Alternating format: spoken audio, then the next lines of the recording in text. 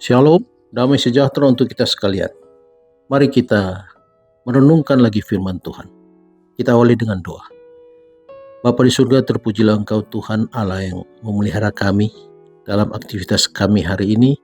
Kami boleh menikmati semua berkat Tuhan. Dan malam ini kami akan merenungkan lagi firman-Mu. Memohon Kuasa Roh Kudus bersama dengan kami. Dalam nama Yesus Kristus kami sudah berdoa. Amin. Judul renungan malam ini, Pesuruh-pesuruh Injil. Ayat renungan diambil dari kitab Kisah Para Rasul pasal 13 ayat 45 dan 46. Firman Tuhan berkata, "Akan tetapi ketika orang Yahudi melihat orang banyak itu, penuhlah mereka dengan iri hati dan sambil menghujat. Mereka membantah apa yang dikatakan oleh Paulus. Tetapi dengan berani Paulus dan Barnabas berkata, 'Memang kepada kamulah firman Allah harus diberitakan lebih dahulu. Tetapi kamu menolaknya dan menganggap dirimu tidak layak untuk beroleh hidup yang kekal. Karena itu, kami berpaling kepada bangsa-bangsa lain.'" Setelah pengurapan mereka di Antiokhia, Paulus, Barnabas, dan Markus, seorang sanak saudara Barnabas, pergi ke Siprus. Di sana, Sergius Paulus, gubernur pulau itu, ingin mendengar pekabaran mereka. Tetapi Elimas, seorang tukang sihir, berusaha mencegah pertemuan itu. Paulus menegur Elimas sebagai anak iblis dan memberitahu bahwa dia akan buta sementara waktu. Ini sangat mengesankan Sergius Paulus dan yang meyakinkan dia tentang kebenaran dari pekabaran Paulus. Para murid melanjutkan ke Pamfilia, yang sekarang merupakan Turki Selatan, di mana mereka diserang oleh banyak bahaya.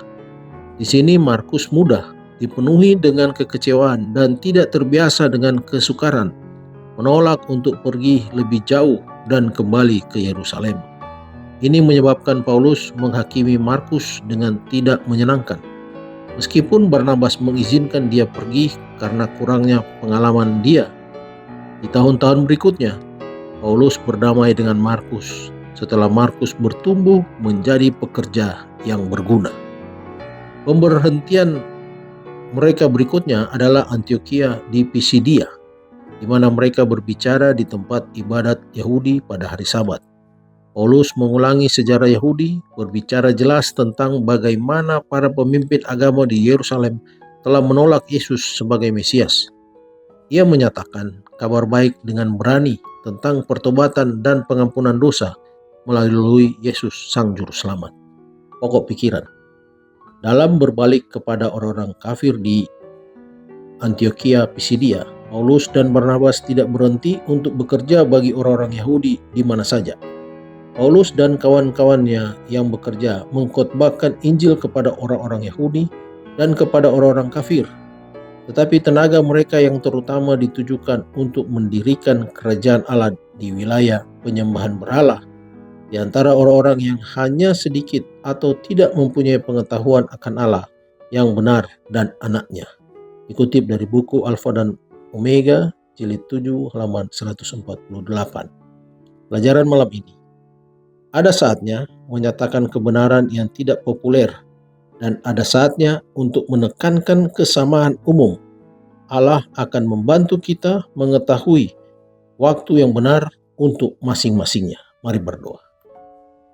Terima kasih Tuhan untuk penyertaan-Mu hari ini. Ketika kami merenungkan dan membacakan firman-Mu, Roh Kudus bekerja dalam hati kami masing-masing, agar kami boleh tergerak dan menyadari bahwa kita ini adalah pesuruh-pesuruh Injil.